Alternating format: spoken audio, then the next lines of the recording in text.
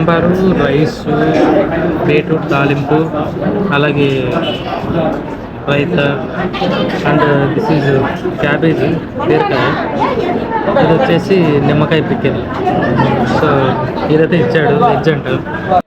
హిస్సాయ నేను తినేటప్పుడు తను మా ఇద్దరి మధ్య అయితే ఒక కన్వర్జేషన్ జరిగింది. మనీ అనేది మనం మామూలుగా ఏదైనా జాబ్ చేస్తేనో లేకుంటే ఒక బిజినెస్ చేస్తూనే వస్తుందనుకుంటాం. కానీ తన కాన్సెప్ట్ ఏందంటే మనీనైతే మనం అట్రాక్ట్ చేయాలంట. హై ఫ్రీక్వెన్సీ అనేది ఒక టెక్నిక్ అంట.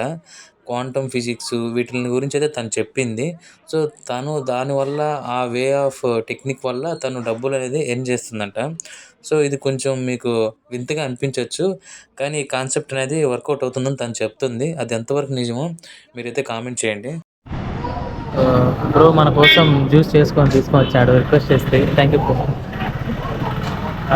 రష్ రష్ ఉండడం వల్ల కుదరలేదు, కానీ మనం రిక్వెస్ట్ చేస్తాని. Okay okay, that's fine. Full of